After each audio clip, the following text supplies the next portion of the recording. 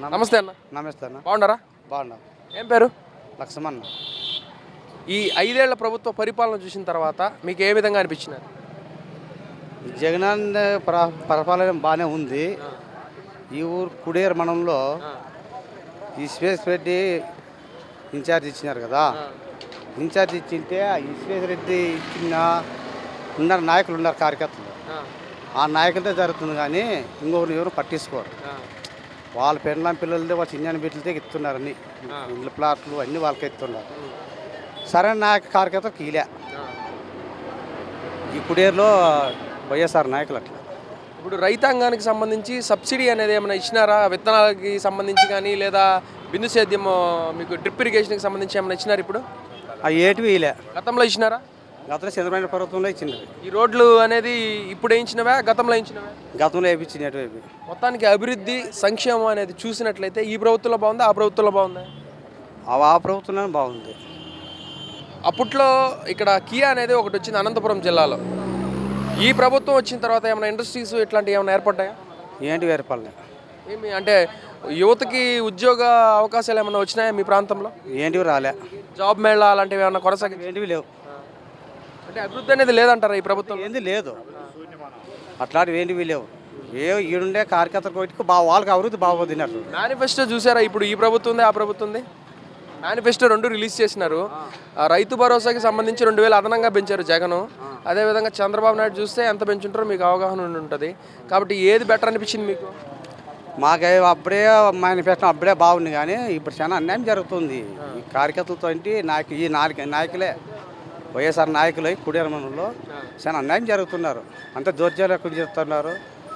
ప్లాట్లు వేయాలంటే వాళ్ళకే సంబంధించుకుని వాళ్ళకి ఇస్తారు. ఒక ప్లాట్ వచ్చి 1,00,000 రూపాయలకి అమ్మినారు. కానీ ఒక ప్లాట్ వచ్చి 1,00,000 రూపాయలకి అమ్మినారు. ఏమని మాట్లాడితే ప్రణాయ అకౌంట్లో ఉన్నాయి 10 ప్లాట్లు అయితే చెప్తే మేము ఇస్తామంటారు. నేను వైఎస్ఆరే, నేను కార్యకర్తే. నాకు వైఎస్ఆరా? నేను వైఎస్ఆరే. మరి టీడీపీ సైడ్ ఎందుకు వచ్చినారు? నేను టీడీపీగా పోలేదు. నేనే పోలేదు. కానీ ఎందుకు మీకు అభిమానం టీడీపీ అంటే ఇప్పుడు ప్రస్తుతానికి? ఇప్పుడు టీడీపీ నాకు అభిమానం లేదు, నాకు వైఎస్ఆర్ ఉంది. నాకు ఇంత అన్యాయం జరుగుతుంటే ఇంక నాయకు కొంతమంది కార్యకర్తలకు ఎంత జరగాల అట్లా. నేను వైఎస్ఆర్ క్యాండిడేటే పక్కా. కానీ మీకే ఇట్లా అన్యాయం జరుగుతుంది? అన్యాయం జరిగింది ఇక్కడ నాయకుల వల్ల అంటారు. నేను ఈశ్వరుడితే పోతే మీ ఊర్లో నాయకులను అడుగుతారంటాడు. వాళ్ళని అడిగితే అన్న చెప్తే మేము అంటున్నారు. దానికి నాకు ఇంత అన్యాయం చేసినారు వాళ్ళు. సొంత పార్టీలో ఉండి కూడా సొంత పార్టీలు ఉండగానే.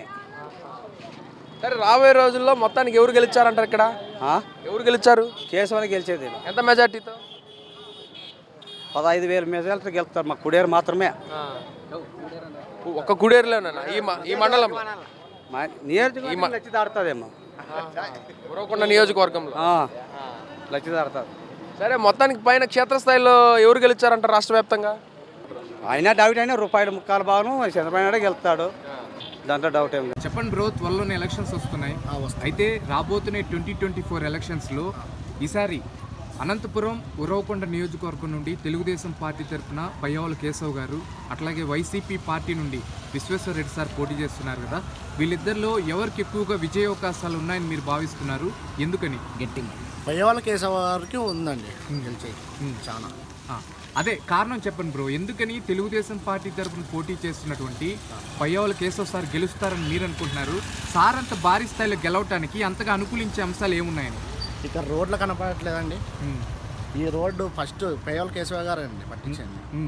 ఈతోంటే హైవే, నేషనల్ హైవే అది అతనే చేసింది, పయ్యావుల కేశవ గారే చేసింది. డిగ్రీ కాలేజ్ కట్టించింది ఆయన, మంచినీటి సౌకర్యము అయింది. ఇప్పటికీ పయ్యావుల కేశవ ఉన్నప్పుడు 2 రోజులకు ఒకనాడు వచ్చేది, ఓ రోజు ఇడిసి ఓ రోజు. ఇప్పుడు 10 రోజులైనా 15 రోజులైనా 20 రోజులు అయిందండి ఈ ఏరియాకి రాగా. అసలు ఈ పొదకే వాటర్ రావట్లేదు. వైసీపీ ప్రభుత్వం అట్టుందండి. ఓకే, అయితే పయ్యావుల కేశవ్ సార్కి ప్రత్యర్థిగా వైసీపీ పార్టీ తరఫున విశ్వేశ్వర రెడ్డి సార్ పోటీ చేస్తున్నారు కదా. సార్ మీద మీ అభిప్రాయం ఏంటి? సార్ యొక్క మనస్తత్వం ఎలాంటిదని మీరు భావిస్తున్నారు? ఎవరిది? విశ్వేశ్వర రెడ్డి సార్. అతనిది ఏంది లేదండి. 5 ఏళ్ళ ప్రభుత్వంలో ఏం చేశారండి? ఎవరికైనా పనులు ఉన్నాయా? పనులు లేవు. 5 ఏళ్ళ పనులు లేక ఏ ఇసుక ఇడిచారా?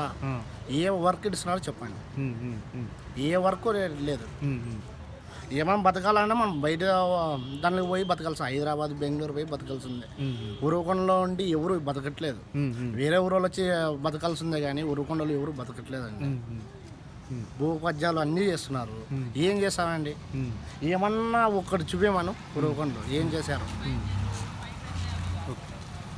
బ్రో అయితే పయ్యావుల కేశవ్ సారు తన సొంత ఖర్చులతోనే ఇప్పుడు మీలాంటి యువతకి డ్రైవింగ్ లైసెన్స్లని, లర్నింగ్ లైసెన్స్ చాలా ఇప్పించారు. అట్లాగే పేదవాళ్ళకి ఇళ్ల పట్టాలని, ఇట్లాగే ఇందాక మీరు చెప్పారు నేషనల్ హైవేస్ సంబంధించి కానీ, సాగునీటి విషయంలో లేదా హాస్పిటల్ విషయంలో ఇన్ని డెవలప్మెంటల్ యాక్టివిటీస్ కండక్ట్ చేశారు కదా, వీటి యొక్క ప్రభావం జనాల మీద ఎంతవరకు ఉంటుందంటారు? 99% పయ్యావుల కేశవ గెలుస్తారండి ఇక్కడ. ఇక అంతా మార్పు వచ్చేసిందండి. అమ్మవాడు అంటారు, అమ్మవాడు ఎంతమందికి అన్నారు? ఇద్దరికి అన్నారు. అమ్మవాడు వేసినది ఒకరికే. సంవత్సరానికి 15,000 ఇస్తామన్న వాళ్ళు 13,000, 12,000, 14,000.